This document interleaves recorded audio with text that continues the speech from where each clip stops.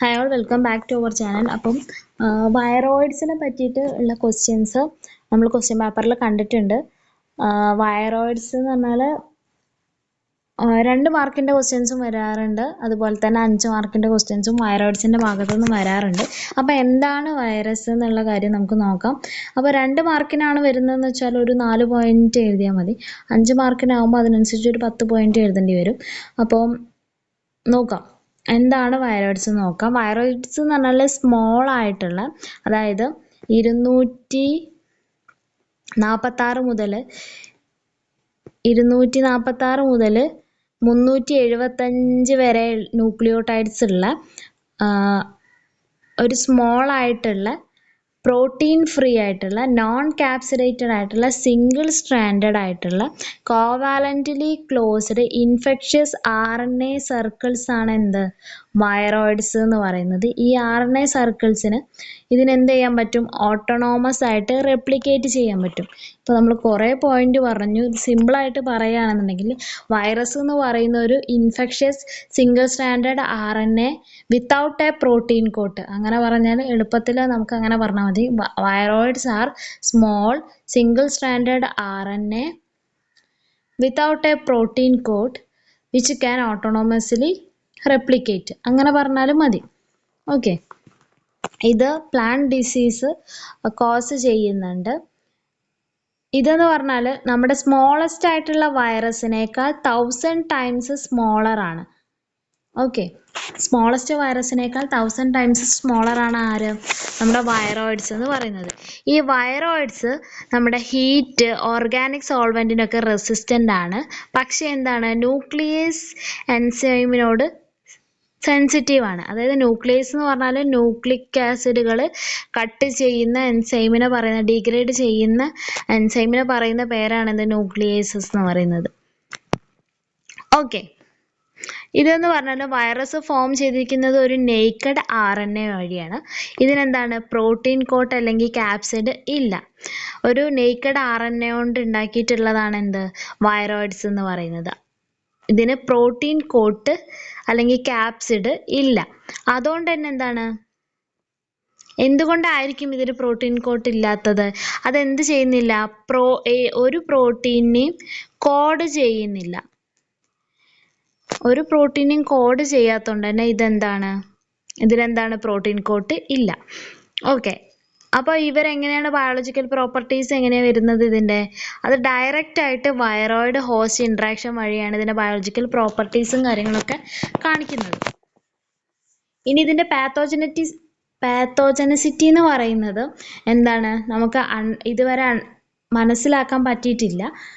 എന്നാലും ഇത് വിശ്വസിക്കുന്നത് എന്താണെന്ന് വെച്ചാൽ ഈ RNAക്ക് ആൻറ്റിസെൻസ് RNA ആയിട്ട് ബിഹേവ് ചെയ്യാനുള്ള ഒരു കഴിവുണ്ടെന്നാണ് വിശ്വസിക്കുന്നത്. അങ്ങനെ സംഭവിക്കുമ്പോൾ എന്താണെന്ന് വെച്ചാൽ നമ്മുടെ ഹോസ്റ്റിൻ്റെ സിഗ്നൽ റെക്കഗ്നിഷൻ പാർട്ടിക്കിളിൻ്റെ ഫോർമേഷനെയും ഫങ്ഷനെയും ആര് ബ്ലോക്ക് ചെയ്യും? ഈ ആൻറ്റിസെൻസ് RNA ആയിട്ട് ബിഹേവ് ചെയ്യുന്നതുകൊണ്ട് ഇതിൻ്റെ RNA ബ്ലോക്ക് ചെയ്യാം. ഓക്കെ, ഇനി ഇതിൻ്റെ വൈറോയിഡ്സ് റെപ്ലിക്കേറ്റ് ചെയ്യുന്നത് റോളിംഗ് സർക്കിൾ മെക്കാനിസം വഴിയാണ്. അതേപോലെ തന്നെ ഇതിനെന്തല്ല? DNA സ്റ്റേജ് ഇല്ല. അതിൻ്റെ ലൈഫ് സൈക്കിളിൽ ഒരു DNA സ്റ്റേജ് ഇല്ല. ഈ RNA ഡയറക്റ്റ് ആയിട്ട് റെപ്ലിക്കേറ്റ് ചെയ്യാണ് ചെയ്യാറ്. അതേപോലെ ഇതെന്താണ്, ഹോസ്റ്റിൻ്റെ DNA ആയിട്ട് ഇൻ്റഗ്രേറ്റ് ചെയ്യാറില്ല. പിന്നെ ഈ വൈറോയിഡ്സ് എങ്ങനെ വൈറസുമായിട്ട് ഡിഫറെൻ്റ് ആയി എന്ന് ചോദിച്ചാൽ, വൈറസിനേക്കാൾ സ്മോളർ ആണ് എന്ത്? വൈറോയിഡ്സ്.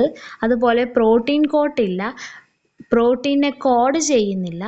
അതേപോലെ തന്നെ ഇതിൻ്റെ വൈറോയിഡിൻ്റെ ജീനോം എന്ന് പറയുന്നത് ഒരു മെസ്സഞ്ചർ RNA ആയിട്ട് ബിഹേവ് ചെയ്യുന്നില്ല.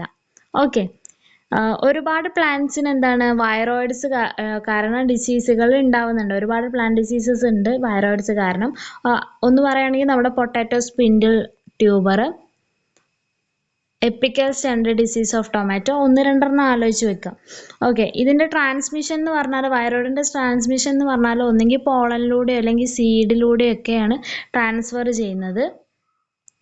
പിന്നെ ഇതിൻ്റെ സിംറ്റംസ് എന്ന് പറയുന്നത് വൈറൽ ഡിസീസിൻ്റെ സിംറ്റംസ് പോലെ തന്നെയാണ് സിംറ്റംസ് പറയുന്നത്. പിന്നെ ഹ്യൂമൻസിൽ ഇതുണ്ടാക്കുന്ന ഒരേ ഒരു അസുഖം എന്ന് പറയുന്നത് ഹെപ്പറ്റൈറ്റിസ് ഡി ആണ്.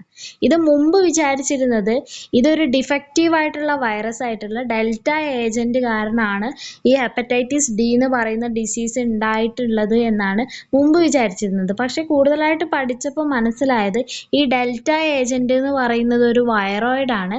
ആ വൈറോയിഡ് എന്തിൻ്റെ ഉള്ളിൽ എൻകാപ്സുലേറ്റ് ചെയ്തിട്ടുണ്ട്? വിറ്റാമിൻ ബി വൈറസിൻ്റെ ക്യാപ്സിഡിൻ്റെ ഉള്ളിൽ എൻക്ലോസ് ചെയ്തിട്ടുള്ള വൈറോയിഡ് ആണ് ഈ ഒരു ഹെപ്പറ്റൈറ്റിസ് ഡി എന്ന് പറയുന്ന ഡിസീസിന് കാരണമാവുന്നത്.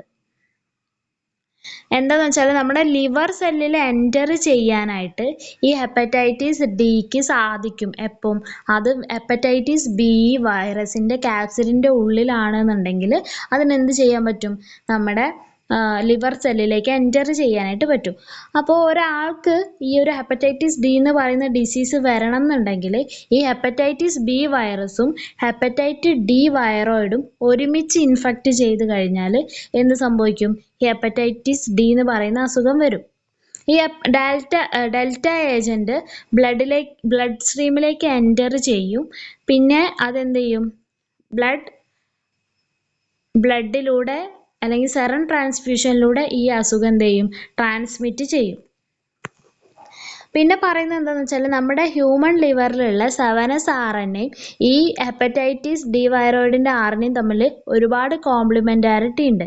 അതുകൊണ്ട് തന്നെ നമ്മുടെ ഹെപ്പറ്റൈറ്റിസ് ഡി വൈറസ് ഈ ലിവർ സെല്ലിൻ്റെ ഡെത്തിന് കാരണമാവും. എങ്ങനെയൊക്കെ?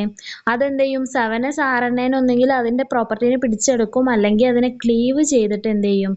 ആ ഒരു ലിവർ സെല്ലിനെ തന്നെ നശിപ്പിക്കാൻ ഉള്ള കഴിവ് ആർക്കുണ്ട്? ഈ വൈറോയിഡ്സിനുണ്ട്. അപ്പോൾ വൈറോയിഡ്സ് 5 മാർക്കിൻ്റെ ആണെങ്കിൽ ഈ പോയിന്റ്സും കൂടി മെൻഷൻ ചെയ്യുക. 2 മാർക്കിനാണെന്നുണ്ടെങ്കിൽ ജസ്റ്റ് എന്ത് എഴുതാം? വൈറസ് എന്ന് പറയുന്നത് എന്താണ്? ഒരു RNA പാർട്ടിക്കിളാണ്. നേക്കഡ് RNA കൊണ്ടാണ് ഉണ്ടാക്കിയിരിക്കുന്നത്. അതിന് പ്രോട്ടീൻ കോട്ടില്ല. അത് എന്താണ്? നമ്മുടെ വൈറസിനേക്കാൾ സ്മോൾ ആണ്. അതിനെന്തില്ല? പ്രോട്ടീൻ കോഡ് ചെയ്യുന്നില്ല.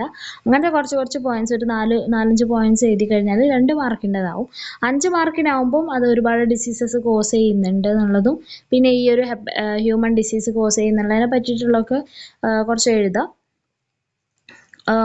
വൈറോയിഡ് 5 മാർക്കിനാണ് ചോദിക്കുന്നത് വെച്ചാൽ ഒരു 10 പോയിന്റ് വേണം.